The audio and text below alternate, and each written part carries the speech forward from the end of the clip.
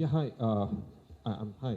Good morning to both of you. I'm Kalyan from India Glitz, Telugu. I have 3 questions, so kindly please remember because I might not get an opportunity to ask you both again. So first for ma'am Mithali Meeku, like when you did that Lucknow lo the 1,000 run kitty, what was your reaction at that point of time? Like 10,000 that kitty you were in that against all the games. And second, how important is identity to you because it reflects a lot of identity in this film. And when nobody was there to support you, who was the one who supported you in your entire life? And it's a fourth question is like. Oh my God, write it down. I think let's go one by one. Yeah, let's go one by Sure, one. sure. So your first reaction, like when you entered the 10,000 runs, so I mean, how was your feeling? Because we only knew Sachin at that point of time who achieved them. Most of the records in the last few years, which I broke, I was not aware of it. Clearly, I got to know a lot of those things through social media.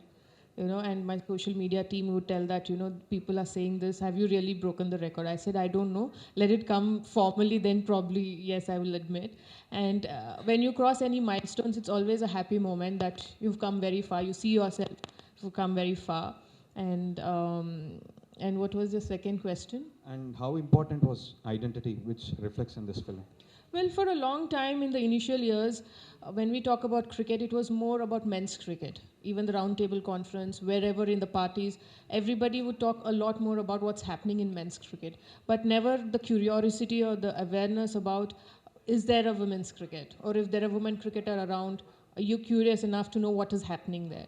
So in that sense, it was very important growing up and making people realize there's women's cricket too. For cricket, there is men and women. Women also play cricket. So in that sense, identity was very, very important. And when I started, obviously in the obscurity, there was no facility, no resources. The number of games that we played was very less. I've played a lot of domestic games, then the international in the first few years of my career.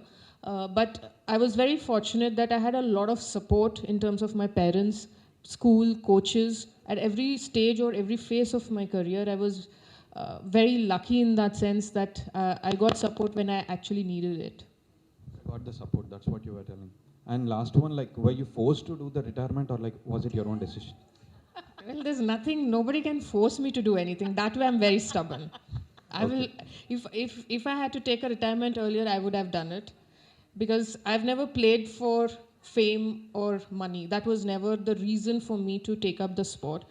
The circumstance is very different as a 10-year-old, but over the years, I've grown very fond of the game and my passion grew a lot. The passion was more playing for India, and that never sort of, at any point reduced.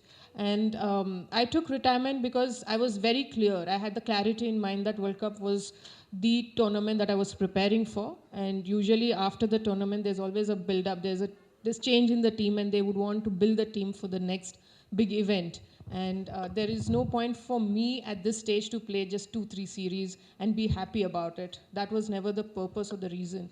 And that is the why I took retirement.